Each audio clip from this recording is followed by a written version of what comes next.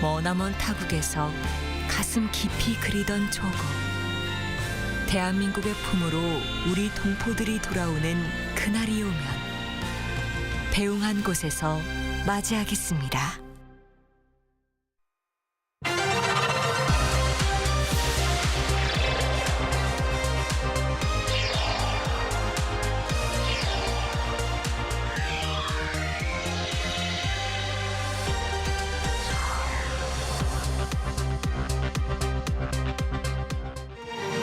In our headlines on this Thursday, October 24th, here in South Korea, the US and NATO reaffirm reports by Ukraine and South Korea of North Korean troop deployment to Russia for training and possible military duty against Kyiv in support of the Kremlin.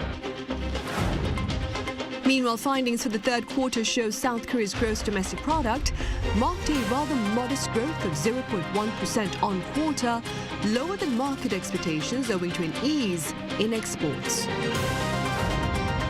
And third quarter business report cards for SK hynix and Hyundai Motor revealed stellar performances by the two companies, with both revenues and net profits soaring on year. The U.S. has confirmed the deployment of North Korean troops to Russia for military training, and NATO has shared the same confirmation. Our correspondent Kim Jong-sil has the latest. The White House says it has evidence that North Korean troops have been deployed to Russia, marking a significant development in the ongoing war in Ukraine. We assess that between early to mid-October, North Korea moved at least 3,000 soldiers into eastern Russia. We assess that these soldiers traveled by ship from the Wonsan area in North Korea to Vladivostok, Russia. The spokesperson noted that while the soldiers are currently in training, it remains unclear whether they'll join Russian forces in combat, though he said it is a highly concerning probability. I can tell you one thing, though. If they do deploy to fight against Ukraine, they're fair game. They're fair targets. NATO has also confirmed evidence of the deployment. Spokesperson Farah Daklala warned that if North Korean soldiers enter combat, it would mark a significant escalation in Pyongyang's support for Russia, further highlighting Russia's losses on the front lines. South Korea's National Intelligence Service earlier reported that around 3,000 North Korean soldiers had already been sent to Russia, with the number expected to reach 10,000 by December.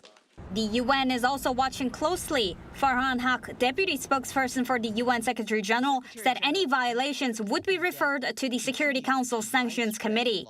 Meanwhile, Ukraine is calling on North Korean soldiers to surrender, promising shelter and safety through the I Want to Live initiative. While North Korea has denied sending troops, Moscow issued a strong warning on Wednesday. Russian Foreign Ministry spokesperson Maria Zakharova cautioned that South Korea could face security consequences if it intervenes in the war in Ukraine, referring to Seoul's recent decision to consider implementing phased measures against a growing military cooperation between Moscow and Pyongyang. Kim Jong-sil, Arirang News. Meanwhile, here in South Korea, a North Korean waste-carrying balloon landed within the presidential compound in the wee hours of Thursday morning. According to the Presidential Security Service, no harmful material has been detected. The waste did, however, include leaflets containing criticism of President Yoon Suk-yeol and First Lady Kim Gon-hee. This latest incident follows the most recent floating of such balloons into South Korea by North Korea overnight. Now, since May, the regime has floated thousands of waste-carrying balloons across the border in response to anti-Pyongyang leaflets sent by activists here in South Korea. President Yoon Suk-yeol and his Polish counterpart Andrzej Duda believe North Korea's defiant deployment of troops for training to Russia threatens the security framework of the broader international community. Our top office correspondent Kim Do-yeon reports. Perhaps a timely summit. President Yoon Suk-yeol on Thursday hosted the president of a key partner and a border country to Ukraine, Poland's Andrzej Duda, for a state visit. President Yoon Suk-yeol took the chance to deliver another statement regarding North Korea's recent deployment of troops to support Russia's invasion of Ukraine. 특히 유엔 헌장과 안보리 결의를 정면으로 위반하는 북한의 러시아 파병은 한반도와 유럽을 넘어 전 세계의 안보를 위협하는 도발이라는 점에 의견을 같이 했습니다. President Yoon's support for Ukraine is in fact tied closely with Poland. When he was in Poland for a visit in July last year, he made a surprise trip to Ukraine. The preparation and the visit itself were supported by Poland. In the meantime, Duda's visit completed the two leaders' exchanges of the highest level of diplomatic welcomes, and this was the first state visit by a Polish leader to South Korea in 11 years. And as many expected, one key area of cooperation was the defense industry. The two leaders discussed further strengthening and expanding exchanges in this area. In 2022, Poland signed procurement deals worth 17 trillion won or $12.3 billion to buy K-2 tanks, K-9 self-propelled howitzers, Fa-50 light attack aircraft, and Chunmoo multiple rocket launchers from South Korea to bolster its defenses in the wake of the Russia-Ukraine war. The two leaders discussed a deal for a second round of K-2 procurement worth $7 billion within this year. And it doesn't stop in the defense industry. 양국은 지금까지 쌓아온 신뢰를 바탕으로 국방 방산 당국 간 정례 협의체를 가동하고 상호 안보와 국방에 기여할 수 있는 협력 방안을 함께 모색해 나갈 것입니다. Other areas for more cooperation included clean energy and nuclear power, as well as advanced technology. The two leaders also pledged more cultural and civilian exchanges with increased direct flights from the two countries. Kim Do-yeon, Arirang News. Over in Turkey, its arms and aerospace technology company was attacked by two assailants on Wednesday. At least 5 losses of lives have been confirmed and more than 20 injured. Our Lee Seung-jae reports. A deadly attack targeting a state-run space and defense company near the Turkish capital of Ankara on Wednesday killed at least 5 people and injured 22 others. 2 assailants, 1 man and 1 woman, were seen entering the Turkish aerospace industry's headquarters with assault rifles. The attack claimed the lives of 4 employees and the taxi driver who had driven the 2 assailants to the facility. Both of the attackers were killed by Turkish military and police who arrived at the scene. While no group has claimed responsibility for Wednesday's deadly attack, Turkish Defense Chief Yasar Gular said the Kurdistan Workers' Party, or PKK, could be behind it. The country's interior minister also said that while authorities are trying to identify the attackers, the initial assessment points to the PKK. The PKK has been listed as a terrorist organization by Turkey, the United States, and the European Union.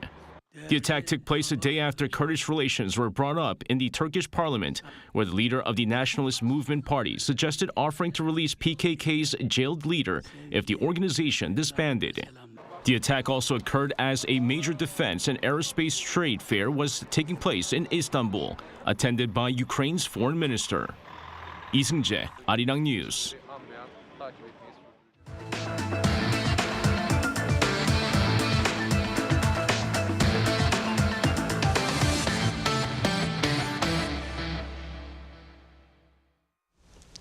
Findings for the third quarter show Korea's gross domestic product marked a rather modest growth of 0.1% on quarter, lower than market expectations owing to an ease in auto shipments overseas.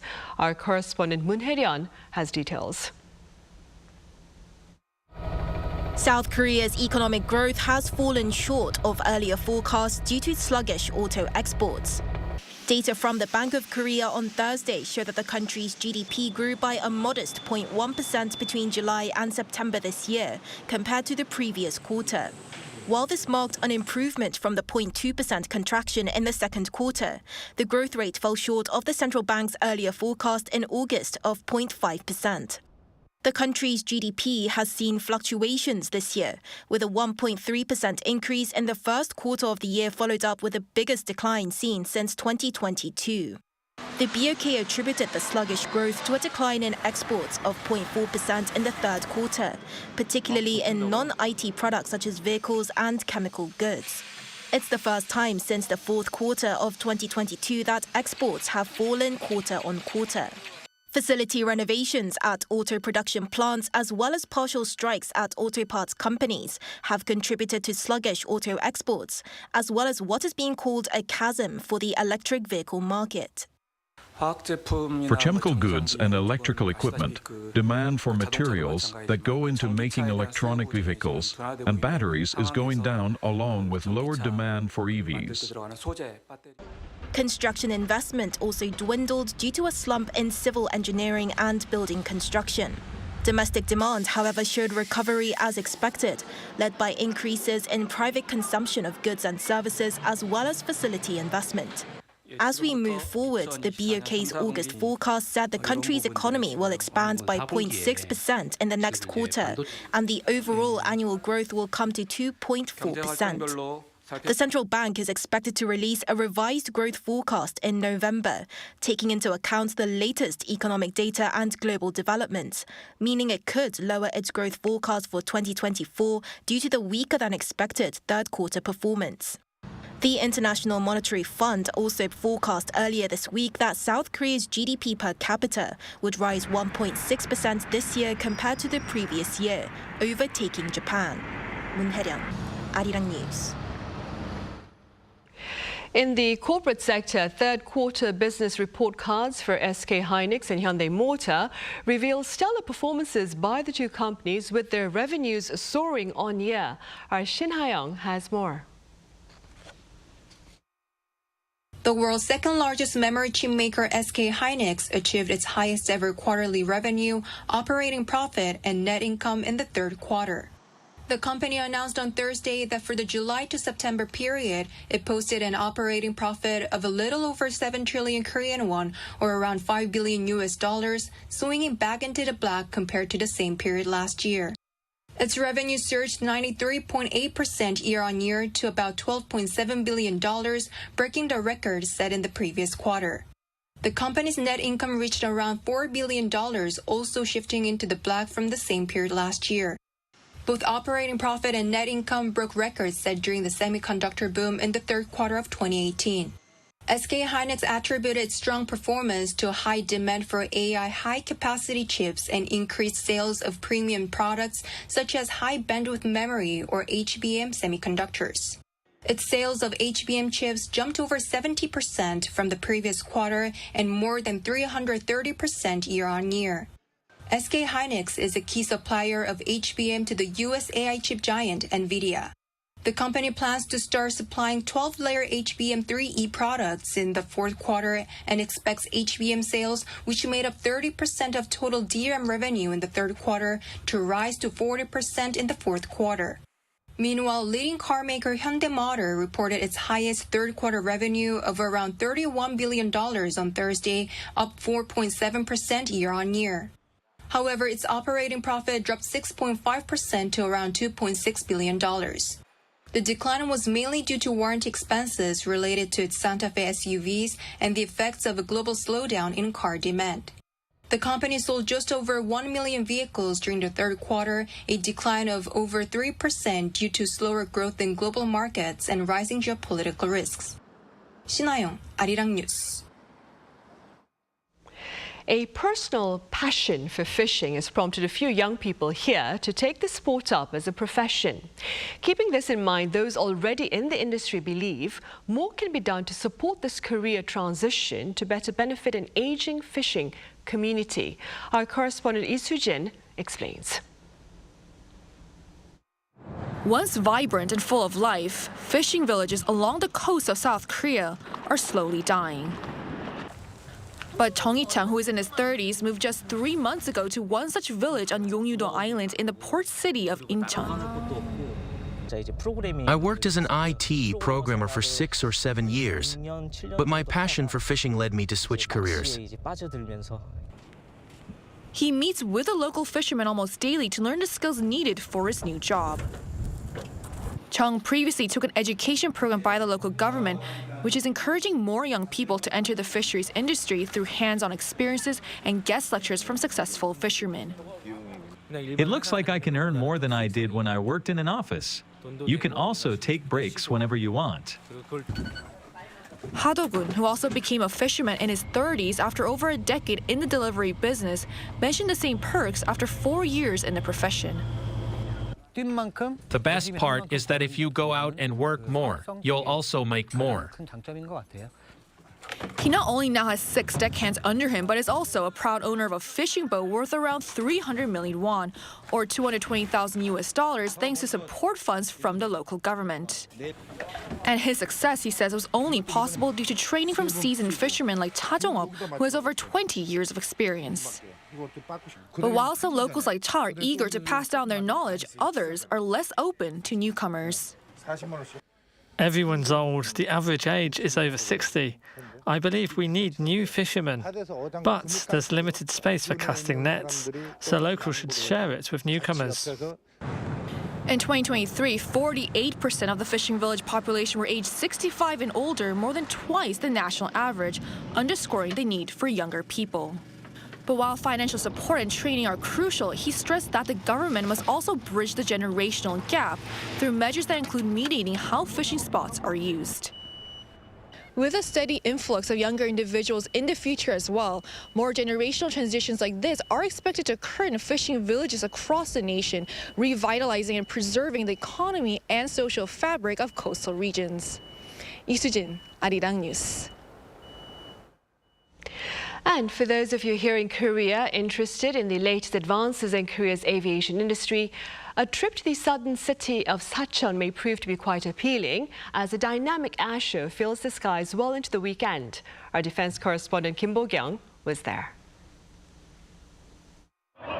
Aircraft soar up into the sky, showcasing Korea's very own aviation prowess.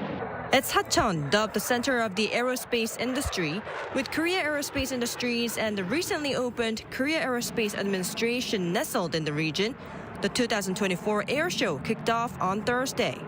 This is the first year the show is hosted with the Korean Air Force after it decided to do so biannually. Being the only air show in the southern region, it gives a chance for people to see an array of demonstration flights by domestically produced aircraft such as the LAH, a light armored helicopter, the supersonic T-50 trainer, and the KT-1 basic training aircraft. Aviation enthusiasts can see a range of flight displays. One particular highlight is Korea's next-generation fighter jet KF-21, also known by its Korean name, Borame. This next-generation combat aircraft with indigenous technology, marking a historical milestone in the progress of Korea's aviation industry, was on ground display for the first time in 2022, and it is now performing a demonstration flight for the Sacheon Airshow 2024, its first in the region. Another popular event to watch is the Korean Air Force's Black Eagles aerobatic display team. As the Air Force's only special flight team, consisting of 8 T-50s, it will showcase various aerobatic flying maneuvers. The tornado maneuver is an advanced aerial display where 8 aircraft move as if they are one, performing in a vertical circular formation before splitting off in 8 directions and landing individually. It is one of the most challenging maneuvers as it requires an incredible level of teamwork to the point where pilots can almost feel each other's breath. The air show will last for 4 days until this Sunday. Kim Bo-kyung, Arirang News, Sacheon.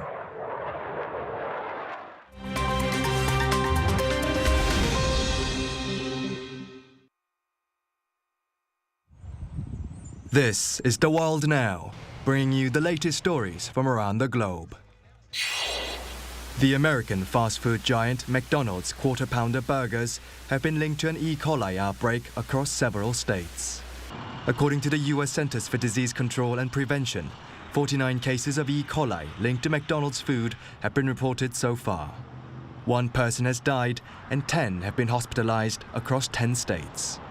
The ongoing CDC investigation that opened on Tuesday reported that most victims in this E. coli outbreak are reporting to have eaten the quarter-pounder hamburger at McDonald's before becoming sick. While the exact cause of the outbreak is unknown, McDonald's has stopped the use of silvered onions and quarter-pound beef patties in several states. The CDC said most of the illnesses have been reported in Colorado and Nebraska. E. coli causes symptoms such as diarrhea, fever, and vomiting that may be fatal, although most recover without treatment within a week. Now to Malaysia, where 22 members of Islamic business group GISB, including its CEO, saw charges brought against them for being members of an organized criminal group.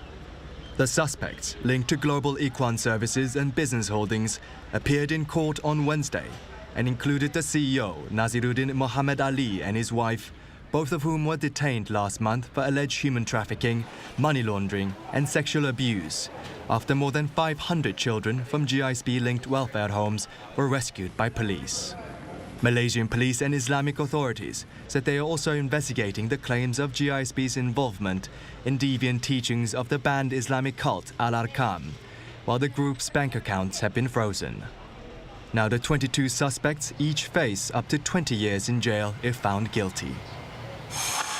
A new record has been set as LA Dodgers batter Shohei Ohtani's 50th home run ball sold for $4.39 million, the highest price paid for any ball from any sport in an auction. The ball is from when Ohtani became the first Major League Baseball player to hit 50 home runs and steal 50 bases in a single season on September 19th.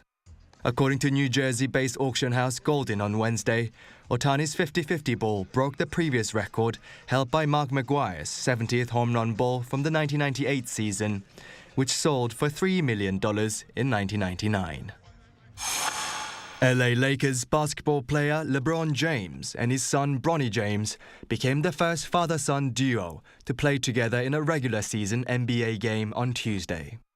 The sold-out crowd cheered 20-year-old Bronny James onto the court to play alongside his father, where he caught a rebound in his 3 minutes of action, while LeBron, the NBA's all-time leading scorer, contributed 16 points for the Lakers' victory over the Minnesota Timberwolves in their season opener. 39-year-old LeBron had previously said it is one of his remaining goals in basketball to play with his son, who was the 55th pick of this June's NBA draft. LeBron is now in his 22nd NBA season and remains a key player with no mentions of retirement yet.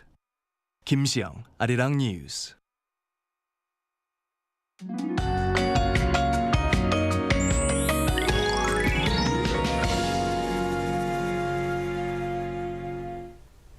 Today, clear autumn weather continued across the country. With clear skies, the air is clean all over the country. However, due to the large daily temperature differences, temperatures drop sharply when the sun goes down. Make sure to take a warm jacket when you go out. From today, the waves will be high on the east coast. Tomorrow, there will be strong winds on the southern coast and Jeju Island. When approaching waterfront, you should pay attention to avoid any accidents. Tomorrow, Chuncheon will start off at 7 degrees Celsius, Gwangju and Gyeongju 11 degrees. Highs will move up to 23 in Seoul, Daegu and Gyeongju, Gwangju, Busan and Jeju 24 degrees. Until the weekend, inland areas will be generally clear, and the daily temperature differences will be large due to the rise of daytime temperatures around the west.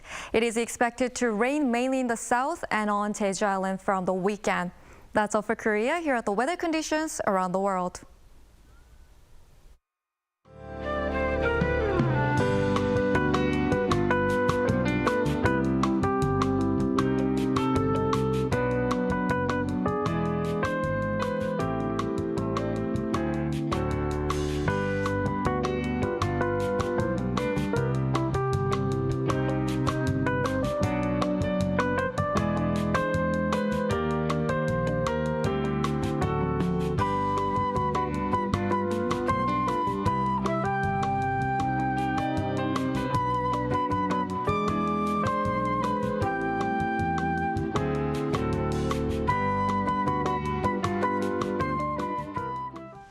Those are the headlines at this hour here in South Korea. Coming up right after this break is our daily panel session, and today we touch upon Asia's first climate litigation ruling.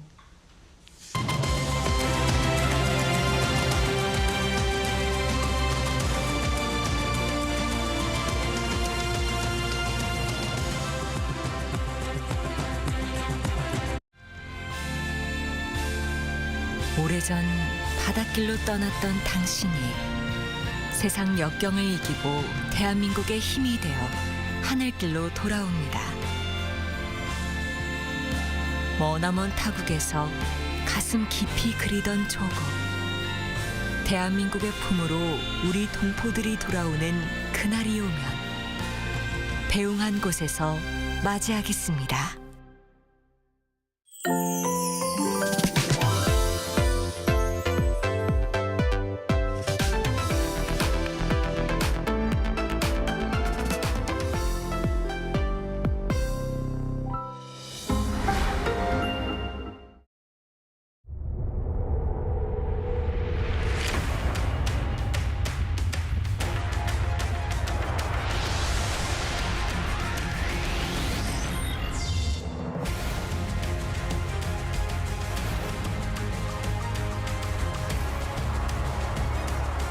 Future of high-tech manufacturing industry. This is GFES Hadong District. We want to connect you to a future of possibilities with our own resources and specificity by connecting spaces to save time and cost. Connecting excellent infrastructure with technology to drive innovation. Opening possibilities by connecting technology with businesses. We will expand our horizons by connecting with the world. There is land that leads to a sustainable future.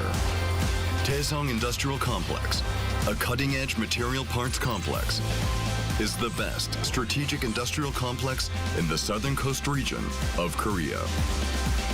Karsaman Shipbuilding Industrial Complex, a shipbuilding and marine industrial plant cluster. It is a global logistics and industrial hub with convenient transportation and high-level accessibility, making it optimal for business investment. Starting from possibilities to becoming a global business hub, from an innovative industrial city to the center of high-tech future industries. It's the beginning for the future. Linking together, making tomorrow. GFES Hadong District.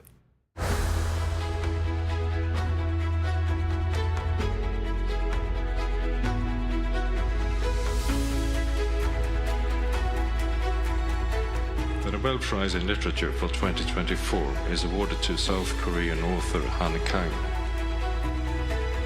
for her intense poetic prose that confronts historical traumas and exposes the fragility of human life.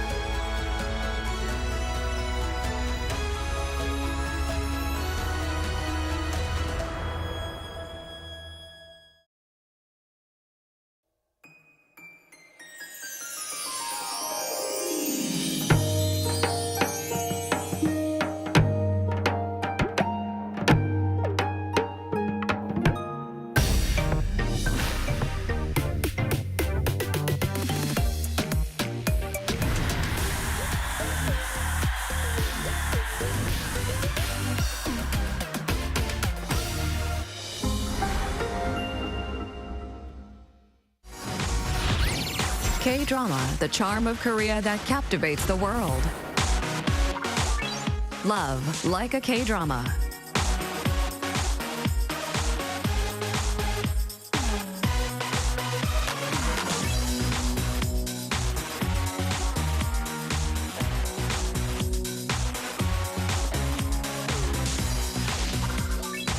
A story of us where hope and despair coexist.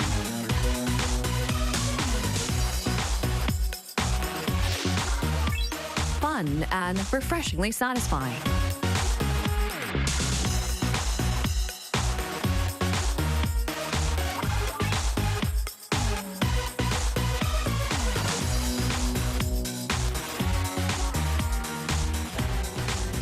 K-dramas carry warmth and move people's hearts. Meet the fascinating stories of Korea through K-dramas. The Constitutional Court here has called on the government to draw up a tangible action plan to tackle climate change up until 2049 in a ruling that extends some victory to climate advocates who claim failure to reduce emissions more effectively is a violation of their rights. We have more on Press Perspective today.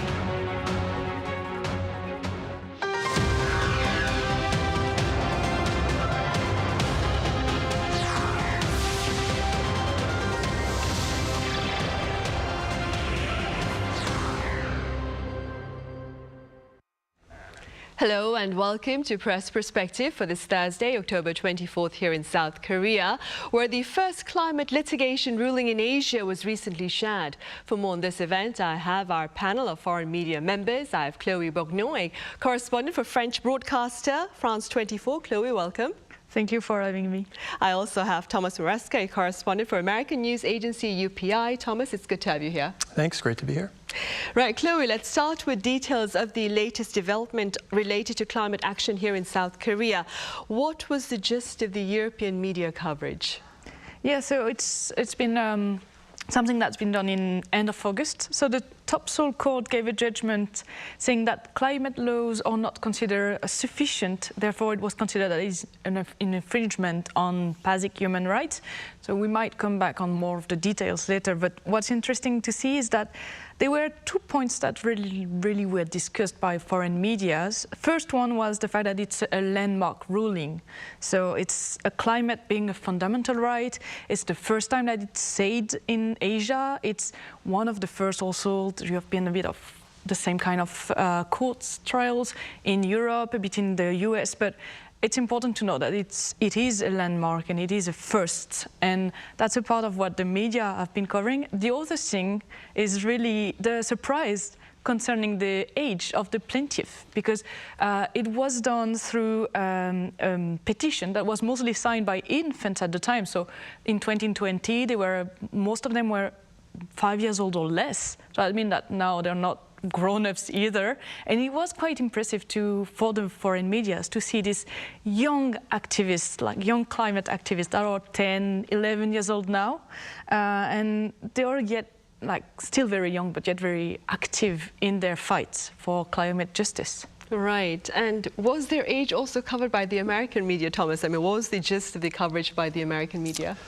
Right, I would say it was not probably too different than the way Europe covered it. You know, it was also hailed as groundbreaking and kind of framed as the first one in Asia, and you know, what might this mean for other countries in Asia that also have similar legislation or litigation pending. You know, I think maybe compared to Europe, some of the context, you know, there have been some cases that were successful in Europe along the similar lines of these kind of human rights type litigation violations. So I saw some US articles kind of referencing those, less so about, I mean, there are also similar cases that have been working their way through the court system in the United States, but there haven't been really like a successful one like we've seen here or in, you know, Europe, like in Germany, there was a successful one, and in Switzerland, similar. So, I mean, I think it's a little bit framed along those lines, less in terms of how it reflects what's going on in the U.S., I think, in you know, that, at least from what I saw. But yeah, as well, the youth of the plaintiffs. I mean, it's a common thread among some of these. There is a well-known case in the U.S. that's been ongoing since like 2015 that started with, you know, it's about 20 people, but the main plaintiff was like 15 when the case started, and it's just been working through the system. It's still ongoing. I think it just was rejected again by an appeals court, and they're trying to take it back to the Supreme Court. This is now she's like 27 years old or something like that. So there are, you know, there are parallel type of cases, but there hasn't been, a success like this has been. So I think that's, also a focus of the coverage. Right. The ruling here in South Korea has been in favor of the climate advocates, which is why it has been making a bit of international headlines. And for the sake of clarity then, Chloe, could you tell us a bit more about the demands made by the plaintiffs and, of course, the actual court ruling? Yeah, sure. So, as I was saying, that was in 2020. There was a petition that was done. The arguments that were given by the plaintiffs was that, according to them, the government, the South Korean government, was not doing enough against climate change, and because of that, the government was violating their human rights. They were also saying, especially the youngest one, that their generation is at risk of more climate change crisis. And also, the other thing they're saying is that it's not fair, because they will be the one who will have to suffer the burden of being more strong in their legislation themselves, because what we're not doing now to limit, to reduce gas emission, will have to be done tenfold in the future. So that's what they were saying, and that's something we can see in one of the quotations from one of the plaintiffs, who is now 12 years old, and she was saying that she has the right to live happily and safely. So regarding the court's ruling itself, so as we said, it was successful, and it agreed with the plaintiffs.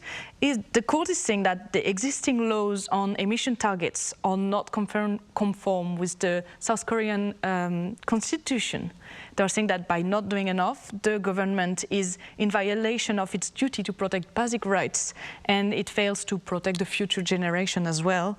So what exactly in the constitution were they pinpointing is this part where saying that the citizens have the right to live in a healthy and pleasant environment. And so now the government and the parliament, they have to come up with a new law regarding the emission of gas emissions by Carbon Neutrality Act would have to be changed by the end of February 2026. Right. And for some better perspective, Thomas, what can you tell us about the Yoon administration's efforts to reduce emission, and what are your takeaways? Right. Well, I mean, just even to follow back a little bit about the coverage of this case, one other thing that I think was mentioned in most coverage was that South Korea still does not have a great record on, environmental protections. And even with this landmark legislation, it's not changing the 2030 target. It's only applying to, the next phase from 2031 to 2050. So I think, that's also a voice in this. It's a win for sure, but there is some both skepticism about how this will actually, come out in practice, and also just the idea that Korea still is lagging in a lot of ways, even some of its other, developed counterparts in its roadmap forward. So as far as the Yoon administration in particular, there have been some changes from the previous administration, not so much with the reduction targets, but the ways to get there. I mean, the biggest thing is that Yoon's administration in 2023 released their own, it's like the 10th electricity plan, and it changed the formula for how to just the sort of composition of where the energy is coming from in the country, bringing nuclear power back in, whereas the previous administration had decided to phase it out and not really include it, and to aim for 100% renewables. The Yoon administration changed the formula. It's something by 2030, the goal is nuclear to have almost 33% of the pie, increase renewables to 21.6, but it was going to be 30% before that. Coal is still a big issue and, the big part of the Korean energy menu, so that's around 21%. And, this administration will extend the life of 10 nuclear plants that previously had been scheduled to be phased out. And also reduce the level of industrial emissions. It was going to be down to, or reduce it by 11.4%. Instead of it was going to be 14.5%. So, we can see that nuclear energy in general is a bigger part of this administration's even foreign, export policy. There have been some nuclear reactor sales and programs going on. And so that's a big, that's probably the most significant, change. But also this administration also kind of reflecting a more international focus in a way, and especially a closeness with the U.S. I think they've worked that into the formula as well in terms of just at least discussing things from, cooperation, bilateral financing agreements, supply chain resiliency types of efforts with the U.S., and looking to leverage some of this like Green Climate Fund, Green Global Growth Institute, which are actually international groups both based in Seoul, and maybe use kind of buy carbon offsets to, reduce the overall emissions portfolio. But the critiques are that, nuclear energy is more expensive, requires more safety precautions, and is not really, renewable is the preferred way forward, I think, for most of the climate community. And just in a very broad way, to speak back to the earlier point, if you look at the Climate Action Tracker, which is sort of one of the main independent bodies to evaluate different countries, Korea is rated as highly insufficient still, its plans, and their evaluation was that Korea really needed to be targeting a 59% reduction by 2030 in its emissions. Now it's 40 is the current standard, to be on track to reach the Paris Agreement 1.5 Celsius limit. So far behind that. And I think the general climate community's evaluation is that Korea still needs to do more. Right, which is why perhaps the Constitutional Court, as you mentioned, has called for a stronger effort, climate action, by the year 2026 February, you were saying? Yeah, exactly. Right. Chloe, do you suppose this latest court ruling would serve to perhaps build greater momentum for climate action within the government itself as well as the public here? Well, we could also, because as we said before, all the foreign media, all the press is looking at South Korea, saying this is a landmark, this is a first. So it's obviously a bit of pressure, of international pressure. There is a few points where you can say it might build up a momentum. First thing is the Ministry of Environment say that they support the decision and they plan to get follow-ups to get into motion and to get the plans in time. That's already a good thing that the ministry is agreeing with what has been decided. The other thing is also for the very young generation of activists, it's quite rewarding for them to think that their actions are working and they are getting things done, because we've seen quite a lot of trials, like we were speaking about the US, where young activists are not getting to the end. It's been rejected and rejected and rejected. Here, at least, they can see that it can work. So that's the positive of it. Yet will it be enough? That's the thing. Like, I'm a bit of a pessimistic maybe here, but if I take the example of France, France was in a bit of a similar situation. In 2021, there was one trial where the French government was considered as not doing enough regarding the gas emission. It was quite followed because it was done by big organization, also like big YouTubers have been promoting this trial. So it was quite a big sensation in France, but still the deadline was at the end of 2022 and nothing was done. And still now there's no impactful changes, because that's the thing with climate change regulation, is that you need the will of the population and the will of the government to get things to move. So that's the hardest part, I will say. Right. Then staying with the will of the public, Thomas, based on your observation of the members of the public here in South Korea, do you suppose that more can be done to raise broader awareness about the need for individual action and participation in the fight against climate change? Sure. I mean, I think it can be done, more can be done everywhere. I think in Korea, Korea's unique in some ways in that, when you just look at the development and the incredible speed at which, Korea went from the end of the war to industrialization, modernization. I mean, it's so rapid that it's almost incredible to be trying to reverse it so quickly. And I think in some ways that mentality may not have sunk in as much, especially perhaps with older generations. I think when you look at places like Europe, I get the sense it's more kind of in the atmosphere, thinking about individual, in the the Netherlands, everyone's riding their bike to work, or, I think there's just a kind of a consciousness of sustainability or ethical consumerism. And I mean, that's definitely happening here. I mean, this case that we've been speaking about, the Constitutional Court case, I mean, that really did come from a grassroots effort and you can see the younger generations are a lot more active and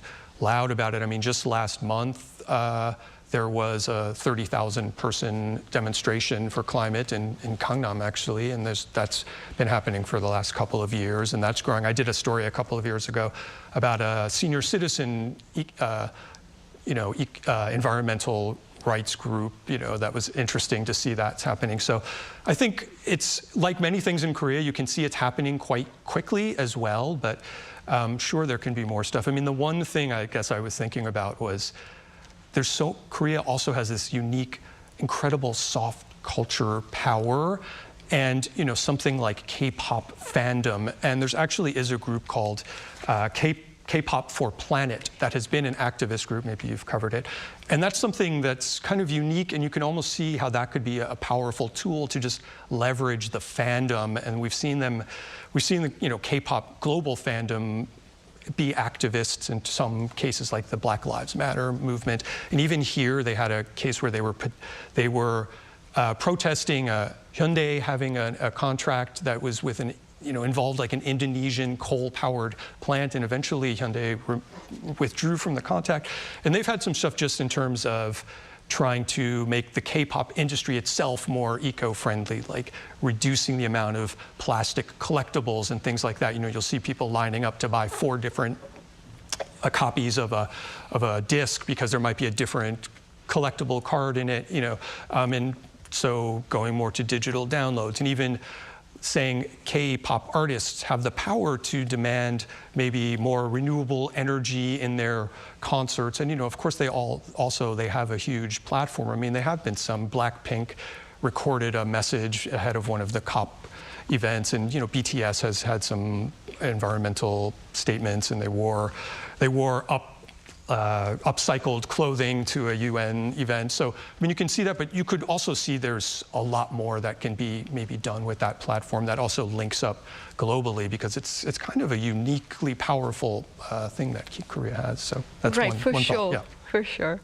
Chloe, beyond borders then, could you tell us a bit about the first ever climate case triumph, I believe, at the European Court of Human Rights, which came earlier this year, I suppose, right?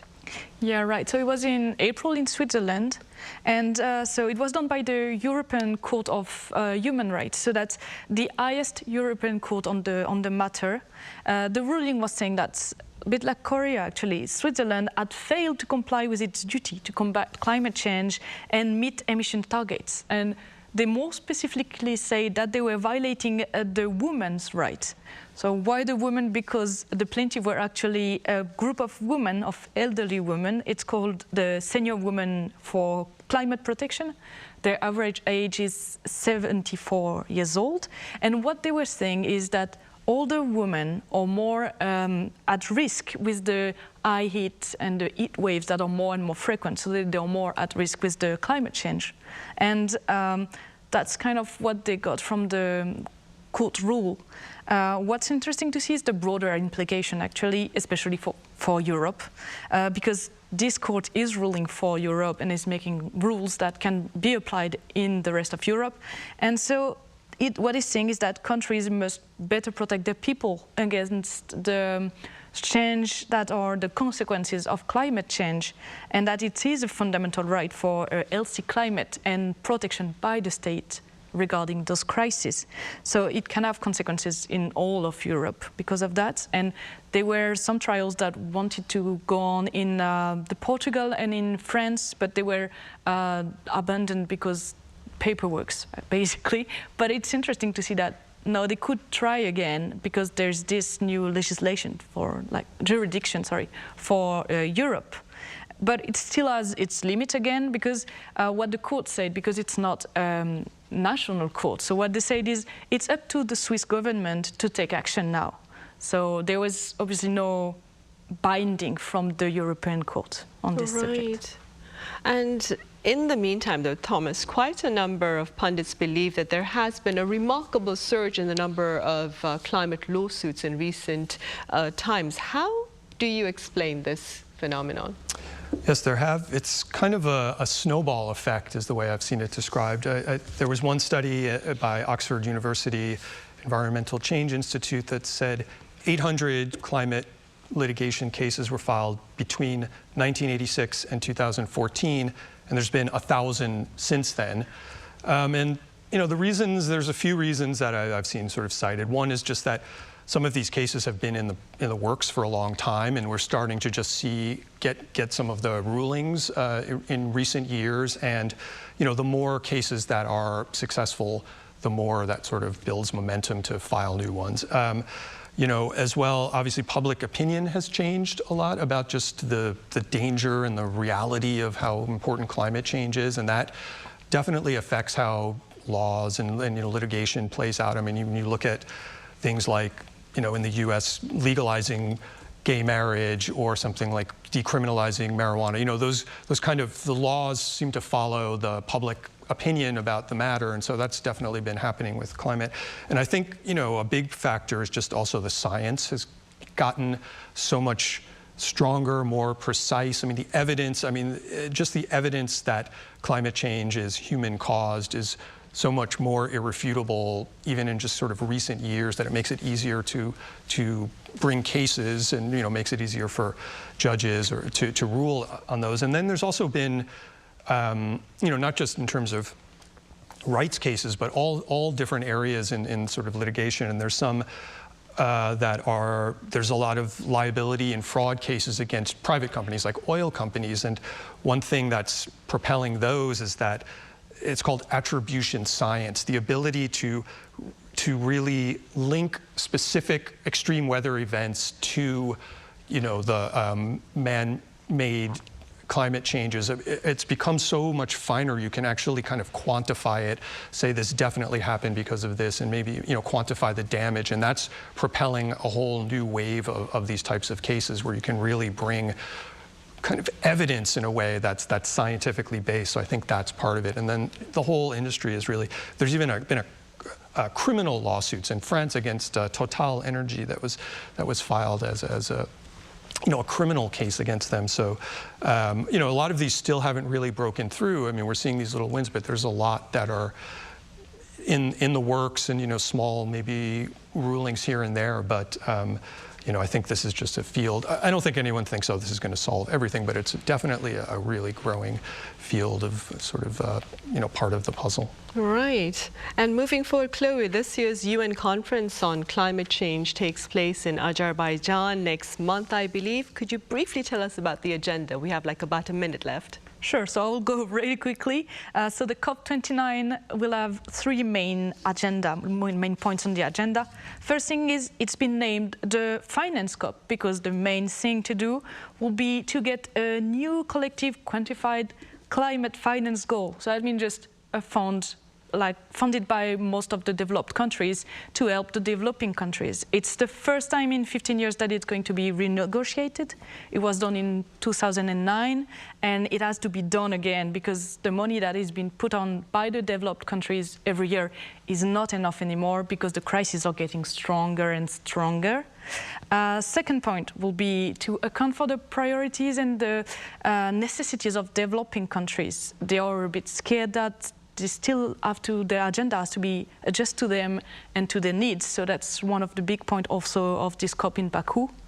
And the last point is obviously the main objective that remains is to keep the temperature rising under the 1.5 Celsius degrees. That was the main goal. And so for that, there is a need for stronger climate commitments. So let's hope it happens at this COP. Fingers crossed for that. Exactly. All right, Chloe, as always, thank you very much for your time and your thoughts. And Thomas, thank you very much for your insights. Thank you. Right, well, that ends Press Perspective for today. Thank you for watching. See you same time tomorrow.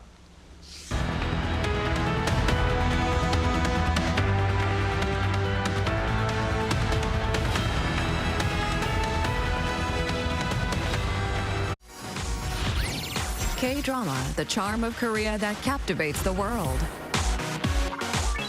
Love like a K-drama.